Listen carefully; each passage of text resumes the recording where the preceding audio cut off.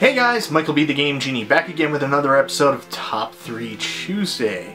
So, like we do every week, the first thing I want to do is thank the people who made video responses to last week's video. They were Captain Algebra, Michael Chrisman with another great article, Phil the Conquistador, Storage and Disposal, and Lactobacillus Prawn. Thank you very much, Mark.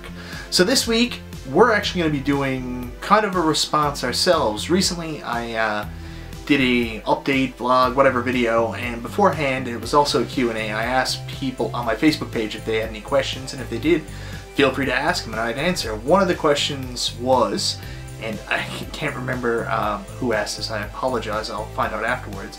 One of the questions was, what are your top 3 games you would take to a deserted island? And obviously it's not really a question I'd answer in the Q&A, so I figured, hey, you know, what better time to do it than the next Top 3 Tuesday? So I decided that's what I'd make it. I scrapped my plans for the original video and decided to do this one. So today we'll be looking at the top 3 games that you would take to a deserted island. Now obviously these aren't your top 3 favorite games of all time. These are just the games you end up playing over and over and over again and never get tired of. That's the best way to explain it. So for me, this list is probably going to be pretty boring because it's pretty straightforward, but we'll see. Anyways, my first game, probably the surprise, is... I have never beaten Mike Tyson's Punch-Out, but it's not for a lack of trying. I never owned it as a child, but it was a constant rental for me, and of course one of the most popular games we would play at friends' houses. When emulation became rampant in my late teens to early 20s, the game that we always loaded up first was Punch-Out. There is just something about the mechanics that make this game so freaking good. The controls are so tight that modern emulation becomes a hindrance, especially when there is an input lag on the controls. It almost becomes unplayable, but yet I keep coming back to it. The characters are iconic, and in today's I'm offended generation, I am legitimately surprised there isn't more conversation about the racial stereotypes portrayed here, but again, I think that just speaks to how good this game is, that people can see past that. The farthest I have ever made it is Macho Man, and I just can't figure out his Tornado Punch.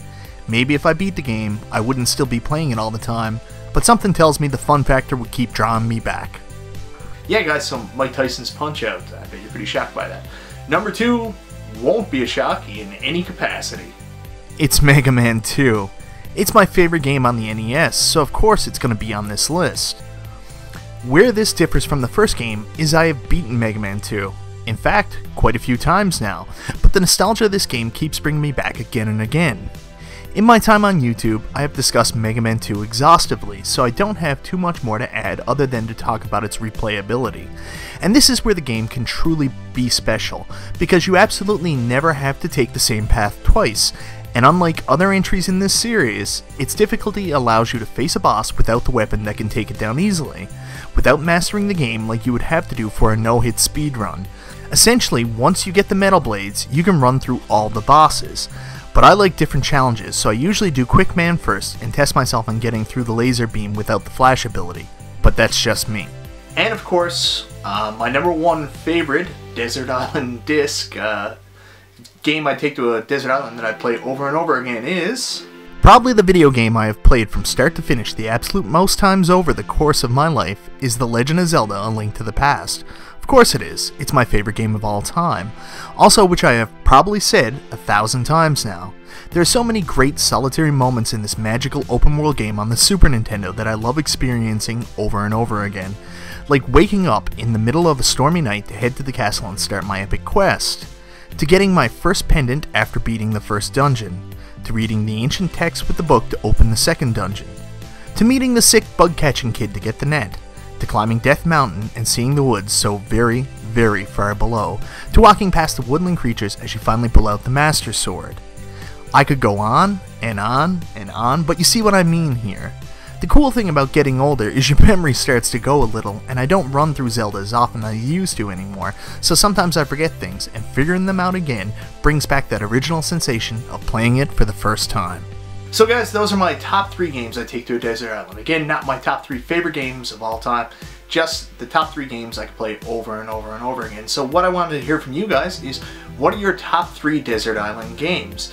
Feel free to leave a comment down below, but if you want, make a video response, either post it as a comment to this channel, or comment to this video, or you can actually send it to me over social media. Either get in touch with me over Facebook or Twitter and send it to me that way, just to make sure, because what I do is I take all the video responses and I post them to my Facebook page.